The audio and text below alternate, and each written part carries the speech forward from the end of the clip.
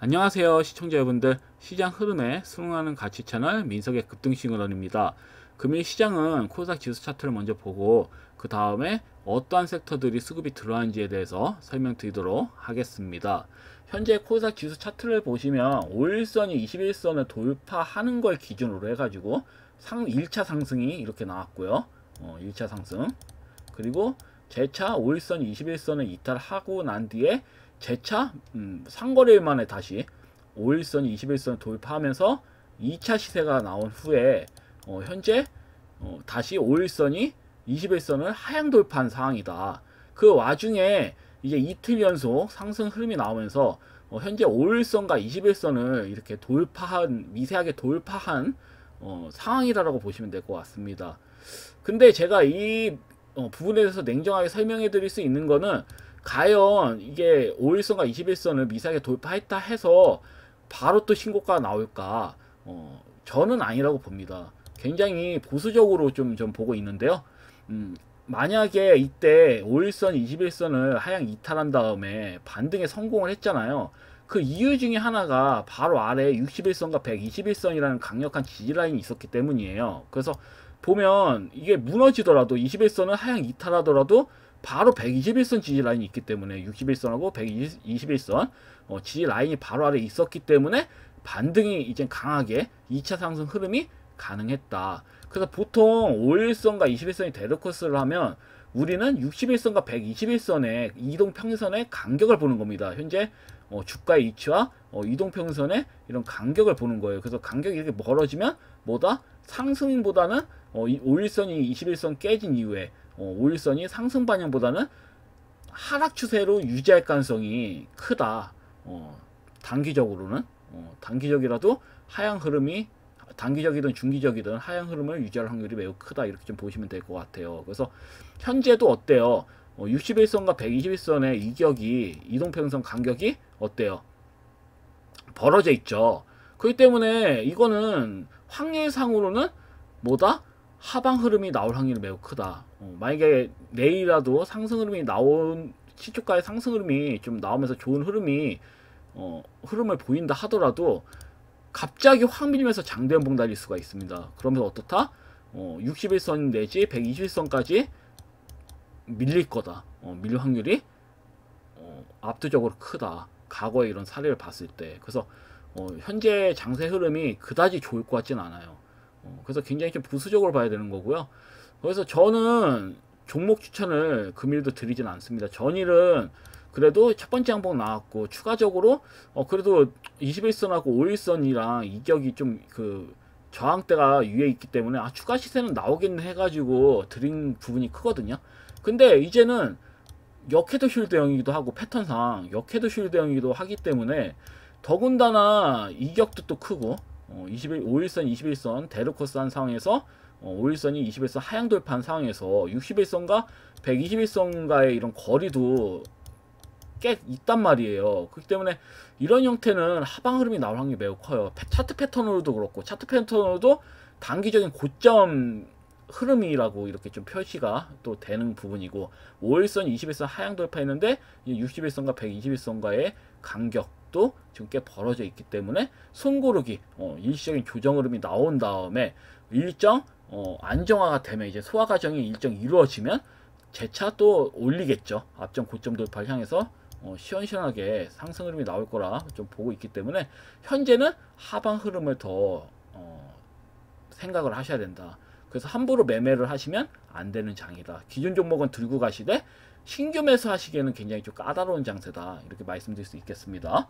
일단 지수 해석은 이렇게 됩니다. 그래서 현재는 만약에 내가 보유하고 있는 종목들 중에서 혹시라도 급등이 일시로 나왔다, 그럼 매도 하시는 거고, 신규 매수는 내일 같은 경우는 자제하셔라, 이렇게 말씀드리겠습니다. 자, 그러면 기존 종목들을 하나씩 기존 종목들이 아니라 금일 시장 흐름에서 강하게 들어온 섹터들에 대해서 설명드리도록 하겠습니다. 트럼프 전 대통령이 8월 1일부터 한국에 대해서 25% 관세 부과를 언급하면서 이런 압박을 가하는 전략을 쓰면서 이제 우리나라가 알래스카 LNG 프로젝트에 대해서 사실 부정적으로 봤거든요, 이재명 대통령이. 근데 이건 할 수밖에 없습니다. 안 하면 뒤질래예요. 트럼프 하는 방식이.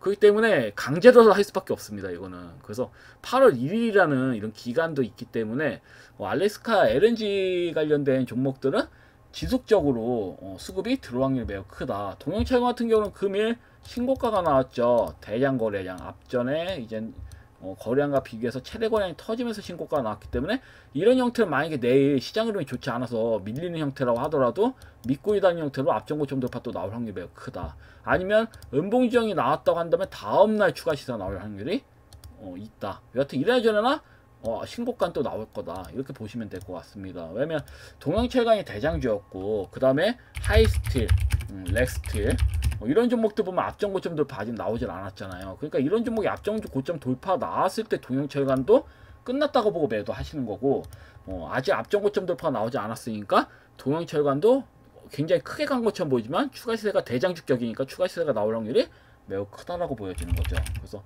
뭐 이램도 수급이 들어왔고 화성밸브까지도 이렇게 좀 강하게 수급이 들어온 하루였다. 이렇게 좀 보시면 될 것 같고요. 두 번째는 바이오주들이 급등이 나왔습니다. 금일 같은 경우에는 항암제와 줄기세포 이슈로 바이오 섹터 강세가 두드러졌다. 특히 현대 ADM 같은 경우는 두 번 연속 2연속 상한가를 쳤죠. 전일도 설명드렸지만 이 종목 같은 경우 현대바이오하고 최장암 항암제 공동 연구 성과가 부각이 되면서 상한가에 친 거거든요. 근데 현대 ADN 같은 경우는 시총이 654억밖에 되질 않아요. 그래서 가볍기 때문에 상한가를 추가적인 이제 두 번째 상한까지 끌어올릴 수 있었던 거고, 그에 반대로 이 현대바이오 같은 경우는 전일은 수급이 강하게 들어왔지만 금일 수급이 못 들어온 이유는 시총이 5천억대입니다. 그래서 상대론적으로 10분의 1밖에 안 되잖아요. 현대 ADM이 시총이 가볍잖아요. 근데 현대 ADM이 10배란 말이야. 현대바이오는. 그러니까 세력 입장에서도 가벼운 종목 수급이 가뜩이나 돌지도 않는데 무거운 종목 끌어올리겠습니까? 가벼운 종목에 이제 수급을 넣지. 그래서 현대바이오는 같은 재료라도 현대바이오는 상대론적으로 좀 심심했다. 끌어올리기가 좀 애매하기 때문에. 그리고 매집이 아마 이젠 현대 ADM이 더 쉬웠을 거라 봅니다. 세력 입장에서도. 그래서 현대 ADM은 이렇게 좀 시세의 그 강도가 다른 이유가 있다. 시총의 그런 크기에 따라서 좀 다르다. 이렇게 보시면 될 것 같고요. 그러니까 파마리서치 같은 경우는 인적 분할을 철회하면서 주주 친화적인 이런 정책으로 또 돌아섰죠. 결정을 했다. 그래서 이런 또 신고가가 강하게 나오는 부분이지만 저는 비초입니다. 5조 3천원이고 바닥 대비 너무 많이 갔어요. 이 종목은 거의 10배 간 종목은 굳이 매수할 필요는 없죠. 고점에서. 그래서 이 종목은 그냥 이런 내용 때문에 수급이 들어왔다라고 이해하시면 될 것 같고, 그다음에 안트로젠도 수급이 강하게 들어왔죠. 안트로젠하고 파미셀 같은 경우는 줄기세포 치료제랑 연동이 되어 있는 겁니다. 이 두 종목은 줄기세포 치료제로 수급이 들어온 거고, 그다음에 오름테라 큐틱 같은 경우는 이제는 그 명역 항암제 이제 관련주, 그러니까 Y바이오, 로직스도 마찬가지로 이 두 종목은 명역 항암제 관련주로 부각을 받으면서 추가적인 시세가 나왔다. 제약바이오주들이 상대론적으로 수급이 덜 도는 측면이 있어요. 그래서 좀 그 재료가 좀 확실히 확인된 종목들 위주로 수급이 집중된 것 같아요. 제약바이오주들도. 그래서 일단 제약바이오주들은 이렇게 좀 수급이 들어왔고요. 그럼 세 번째는 수비주.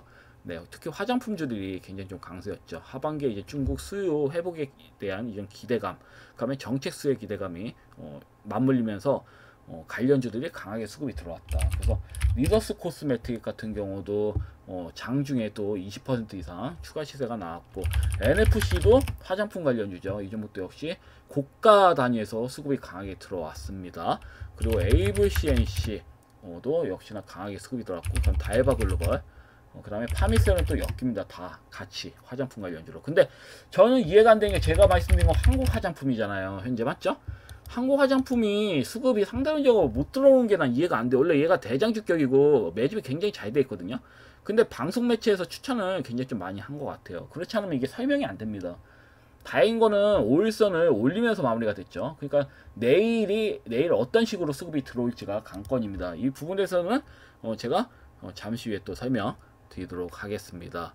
그리고 한세 NK 같은 경우는 최대 주주인 그 한세 S24 홀딩스가 69.25%의 이전 지분율 확대를 했다. 그런 내용들이 나오면서 강하게 상한가를 치는 모습입니다. 경영권 강화 기대감에 대해서 보통은 지분 매입을 최대 주주가 세게 해버리면 이런 식으로 수급이 들어올 때가 있습니다. 가벼운 종목들은 시초에 300억밖에 되질 않아요. 그래서 이런 이슈에도 쉽게 흔들린다. 상방으로 쉽게 상한가에 치는 경우가 매우 많다. 이렇게 좀 보시면 될 것 같고요. 그리고 미트박스. 미트박스 같은 경우도 미국산 소고기 수입 규제를 완화할 가능성이 크다라는 그런 내용들이 나오면서 또 신고가가 나오는 모습인데 여기서 한번 흔들었죠. 저 이 종목 이때도 추천드렸어요. 이 부분 때도 매수해야 된다 이 종목은. 그래서 역시 한방 올라가고 그러면 조정이 계속 나왔는데 옆으로 이렇게 살짝 우상향하는 흐름이 나왔는데 역시나 또 신고가가 나오는 모습이죠. 아무래도 트럼프가 발작한 거에 대한 영향도 있습니다. 발작 버튼 눌려서 그런지 이제 미국산 뭐 소고기라든지 뭐 그런 관련된 종목들이 수급이 강하게 들어왔다. 특히 미트박스가 대장 주격으로 좀 강하게 이렇게 수급이 들어왔다라고 보시면 될 것 같습니다. 그리고 증권주의 움직임이 좋았습니다. 고배당 저평가 매력에 기간 수급이 유입되면서 증권 관련주들이 수급이 들어왔어요. 그럼 당연한 게 지수가 끊임없이 갔잖아요. 그러니까 증권주들이 안 갈 이유가 없거든요. 신현증권, 대신증권, 뭐 구국증권이 이렇게 3인방이 수급이 강하게 들어왔습니다. 증권주들이 이렇게 수급이 시원하게 들어오다니 보면서 놀라긴 하는데 여튼 그렇습니다. 좀 무서운 자리, 왜냐면 이게 21선 아래에서 5일선이 깨졌으면 보통 이제는 바로 회복을 못하면 진짜 말 그대로 중장기적으로 보여야 되는 상황이 발생할 수 있는데 사실 담지 못했을 것 같아요. 저는 이런 흐름 하나만으로도 확신을 갖고 담기에는 애매한 부분이 있습니다. 왜냐면 죽였다가 이건 살린 거기 때문에 세정만이 할 수 있다. 미리 정보를 아는 사람만이 매수를 할 수 있는 그런 구간이다라고 보시면 될 것 같습니다. 그래서 이렇게 수급이 좀 증권주들은 이렇게 좀 수급이 들어왔고, 그럼 게임 콘텐츠 섹터도 수급이 들어왔죠. 조이스틱 같은 경우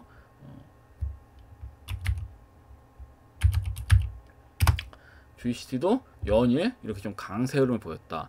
아무래도 디즈니 IP 기반 신작 게임이 이제 디즈니 낼름 브레이커스가 7월 24일 한국 프리 론칭으로 이제 발표를 한다라는 이런 내용으로 이런 기대감을 통해 가지고 수급이 강하게 집중이 되는 것 같아요. 그래서 7월 24일이면 기간도 충분하고 지속적으로 추가 시세가 나올 확률이 크다. 여전히 재료의 이런 그 기간 재료가 일단 정해졌고 24일날 발표한다니까 떨어져도 발표했을 때 떨어지거든요, 보통.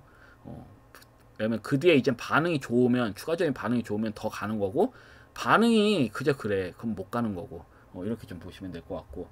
그리고 중국 기업 관련주들도 또 수급이 굉장히 좀 장중에 강하게 돌았다. 오가니트 코스메틱 같은 경우도 25%까지 수급이 이렇게 좀 줄어왔고, CXI 같은 경우도 장중에 윗꼬리에 달았지만 20% 이상 수급이 강하게 들어온 부분이고요.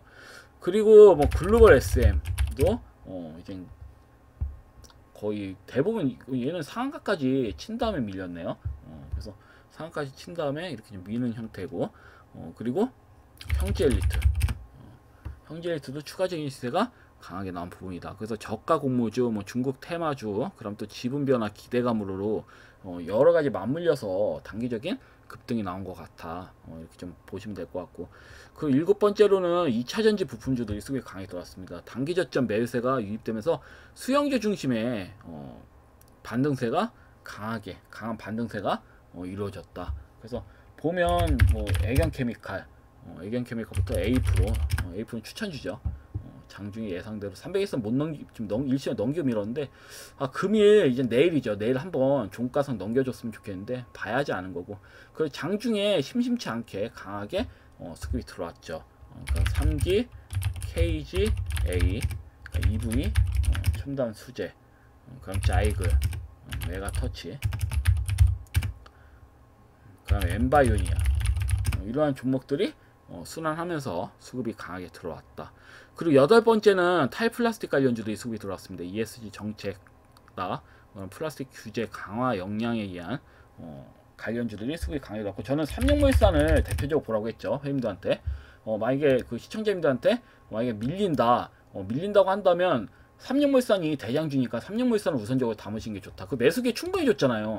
충분히 줬으면 대장주 잡는 게 맞아요. 시초가부터 마이너스 시작해서 마이너스 4%까지 밀렸다. 아주 꿀이죠, 꿀. 그리고 얘가 대장주야. 대장주가 이렇게 민다고? 그러면 당연히 다른 점 볼 필요도 없어요. 삼성물산이면 세림 BNG 정도만 보시면 돼. 그래서 2등주인 세림 BNG도 수급이 장중에 강한 슈팅이 나왔었다. 그 외에 이제 한국 패키지나 뭐 이런 종목도 이제 밑에 이제 바닥을 하면 그래도 소소하게 또 이익을 볼 수 있는 부분이었지만 그래도 대장주 잡는 게 맞습니다. 그래도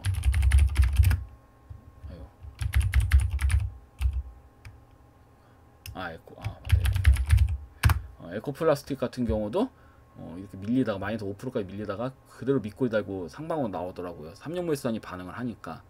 그래서 보시면 일단 타플라스틱 관련주도 쓰고 있죠. 왜냐면 이건 제가 전일 말씀드렸죠. 금일이구나. 금일 새벽에 제가 말씀을 드렸습니다. 삼성물산 강력하게 추천드렸고, 그래서 매수해서 수익 보신 시청자님들 계실 텐데 진심으로 또 수익 축하드리고요. 그래서 금일 시장 같은 경우는 트럼프 관세 발언을 기점으로 해서 철강 강간주가 급등이 나왔고요. 바이오 소비주, 증권주 같은 이제 개별 테마 중심의 순환 매장세가 전개가 되었다. 그래서 추후에도 정책 수혜주, 실적 기대주, 제조주 중심으로 단기 순환매가 이어질 가능성이 큰 만큼 이 기회 놓치지 마시길 바라겠습니다. 어차피 제가 방송에 다 올려드리니까 제 방송 보시고 좀 참고하시면 될 것 같아요. 자, 그럼 이제 기존 종목들을 보고 한번 분석을 해보도록 하겠습니다. 금일은 다시 말씀드리지만 코스닥 지수가 언제든지 밀릴 수 있는 상황이기 때문에 추천 종목 드리지 않습니다. 기존 종목들을 가지고 대응하도록 하겠습니다. 그래서 이제 전일은 제가 삼성물산을 이렇게 추천을 드렸고 예상대로 매수하셨으면 좀 크게 크게 시세를 수익을 보셨겠죠. 그래서 삼성물산하고 세른 비엔진 확실히 좀 강슈팅이 나왔고 아마 더 강하게 나올 겁니다. 아마 더 추가적인 시세는 나올 겁니다. 그래서 혹시라도 이 점 좀 잘 참고하시면 될 것 같고요. 매도 안 하신 시청자님들은 좀 참고하세요. 상한가 이틀 연속 조정에 양봉 흐름이 나왔다. 그럼 이런 형태는 추가 시세가 나오는 게 매우 커요. 제가 봤을 때는. 그래서 이 부분 좀 잘 지켜보시면 될 것 같고, 반대로 음봉이 조정이 나왔다. 그럼 더 좋은 기회죠. 그리고 이렇게 좀 보시면 될 것 같고요. 그리고 이제는 뭐 종목들 보시면 이제 사이너스포트는 크게 의미 두지 않겠습니다. 이미 앞전에 이제 대장고량 실린 다음에 반등 없이 우향으로 기는 거죠. 이런 형태는 어차피 올라가요. 기다리시면. AI 관련 주기 때문에. 그러니까 엮여 있기 때문에 안 올라갈 수가 없습니다. YG넛도 마찬가지고요. 대원전선 같은 경우 오늘 소소한 소폭이 상승이 이렇게 나왔는데, 제가 항시 말씀드리죠. AI 데이터 센터가 늘고 있는 지금 이 상황에 전선 관련주는 매도할 이유가 없다. 예를 들어 가지고 구리나 실제로 구리 관련주 같은 경우에는 아니면 뭐 전력주 같은 경우에도 그렇고 바로 실적이 나오질 않습니다. 근데 전선주는 틀려요. 전선주는 바로 실적에 반영이 됩니다. 빠른 주일 내에 반응이 나온다. 이렇게 보시면 될 것 같아요. 그래서 대원전선은 굉장히 좋은 가격대에 있다. 이렇게 좀 강조 드리겠습니다.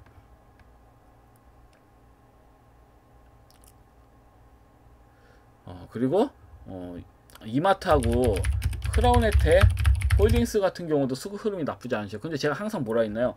만약에 원익이 추가적으로 밀린다, 살짝이라도 추가적으로 밀리면 교체하셔도 된다. 이렇게 말씀드렸죠. 오히려 원익이 좀 더 저평가적인 측면이 있기 때문에 조 단위의 한 4, 5조 대 되는 그런 기업들을 얘네가 통솔하고 있거든요, 원익이. 근데 고작 시총이 1200억 중반입니다. 아까 1300억이었는데 시총이 상대적으로 너무 낮아요. 그러니까 그만큼 저평가되어 있다는 얘기예요, 이 기업 같은 경우는. 그래서 이 점 좀 참고하시면 될 것 같고요. 혹시라도 교체하시는 시청자님도 계시기 때문에 제가 미리 말씀드린 겁니다. 그래서 이렇게 보시면 될 것 같고, 그 다음에 코스모 신수제 같은 경우는 2차 전지에도 불구하고 추가적으로 또 조정이 나왔습니다. 쉬운 장세가 아니에요, 쉽게. 근데 이런 종목들은 기다리면 어차피 수익 보십니다. 고점 대비 거의 뭐 90% 이하로 밀었는데 거의 안 올리겠습니까? 올립니다, 이런 형태는. 그리고 지금 21선 위를 잘 타고 있기 때문에 5일선도 확실히 넘겼고 21선은 그렇기 때문에 나쁘지가 않아요, 모양 자체가. 그래서 좀 이 부분 좀 참고하시면 될 것 같고요. 스프리마 HQ도 뭐 딱히 문제 없습니다. 이 종목은 이 부분만 생각한다고 했죠. 4월 29일날 상한가 친, 그날 추가 시세가 안 나오고 밀었다. 근데 이때가 대장 거래량도 또 뜬 시절이거든요. 이 앞전 거래량보다 더 큰 거래량으로, 그러니까 이 앞전에 있는 악성 매물을 받아먹으면서 끌어올린 상한가예요. 제가 봤을 때는. 그래서 추후에 추가 시세는 분명히 나올 거라 봅니다. 지금은 따라붙은 개인들이 많아서 세력이 흔드는 것 같거든요. 근데 추후에는 분명히 수급이 강하게 들어올 종목 중 하나니까 좀 잘 좀 아껴 두시면 될 것 같고, 그 파이메딕스 같은 경우도 딱히 상관없습니다. 보유하셔도 딱히 부담이 없다, 이렇게 보시면 될 것 같아요. 이건 뭐 크게 설명드리지 않을게요. 시세가 나온 다음에 설명드리는 게 더 낫기 때문에 이렇게 좀 단순하게 설명드리겠습니다. 그리고 스테이블 코인 관련주들 보시면 이제 코콩 같은 경우는 추가 시세가 나왔습니다. 예상대로. 근데 신고가가 나왔어요. 그냥도 아니고. 그럼 이 종목 같은 경우는 관심을 이제 두지 않는 게 좋다. 앞전 고점 돌파 나온 애들은 당분간 관심을 갖지 마셔라, 이렇게 말씀드릴 수 있겠고, 그 컴투스 홀딩스도 여전히 뭐 양호합니다. 나쁘지가 않아요. 일단은 제가 봤을 때는 스테이블 코인 관련주들은 흐름이 나쁘지 않아요. 그대로 순항합니다. 순항할 가능성이 굉장히 좀 크다, 이렇게 좀 보여지는 만큼 이건 좀 잘 참고하시면 될 것 같습니다. 모양이 나쁘지가 않아요. 스테이블 코인 관련주는 모양이 나쁘지가 않아요. 위치가 너무 좋아.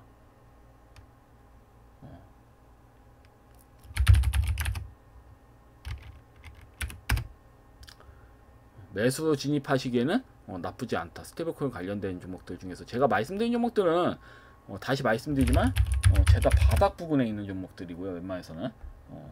그리고 얘만 좀 특별해요. 위메이드 플레이 같은 경우는 21선 올라갈 때까지 기다린 것 같거든요. 그 옆으로 기다가 결국 21선 만나게 돼 있어요. 그래서 혹시라도 5일선을 살짝 깨는 모습을 보인다면 제가 봤을 때는 매수 진입하셔도 무리는 없어요. 수급이 들어온 게 크기 때문에. 그래서 이 점 좀 잘 참고하시면 됩니다. 21선만 잘 기점으로 보세요.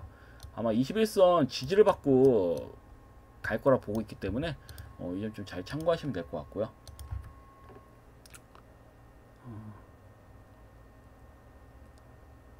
자, 그러면 기준 종목들은 대부분 다 설명드렸고요.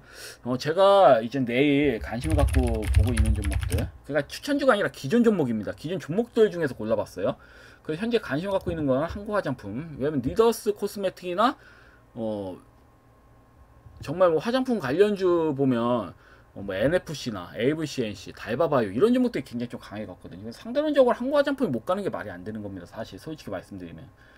그래서 제가 봤을 때는 일단은 5일선을 다시 탈환을 했거든요. 그래서 금일은 굉장히 좀 중요한 하루가 되지 않을까. 만약에 금일도 5일선을 깨트리지 않는 모양이 나왔다, 그러면 이젠 내일 모레 가는 거죠.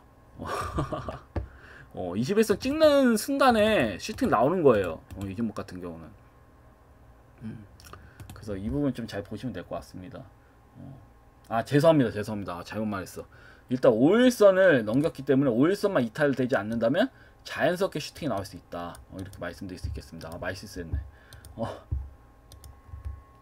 그리고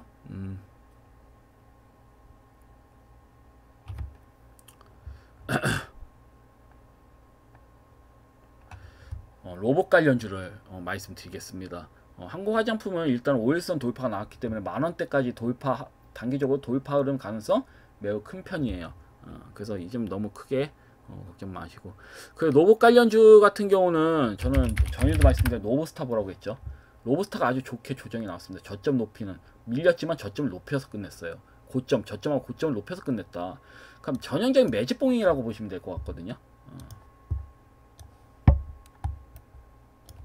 그러면 추세 상단은 그거 보면 거의 저점이나 마찬가지입니다. 이런 형태는. 그래서 잘 좀 보시면 될 것 같아요. 로보스타. 그리고 PNS 로보틱스. PNS 로보틱스 같은 경우에도 나쁘지가 않죠. 흐름 양호합니다. 정별로 모양 잘 잡고 가고 있기 때문에 흐름 양호하고요. 나쁘지가 않아요. 그리고 엔젤 로보틱스도 모아 나가셔야 되는 건 종목이다, 이렇게 좀 볼 수가 있겠고, 제가 봤을 때는. 그래서 딱히 문제는 없습니다. 가치에 대한 문제는 없어요. 의심할 필요 없다, 전혀. 끌고 가시면 자연스레 수익 보신다. 그리고 LS 트라이텍. LS 트라이텍도 좀 가던면이 있습니다. 이 차트 캔들 보면 변동성이 우질나게 심한 걸 알 수가 있어요. 이 종목 같은 경우는. 그래서 쉽게 깨지더라도 매도하시면 안 됩니다. 금방 회복해줘요. 이런 종목들은.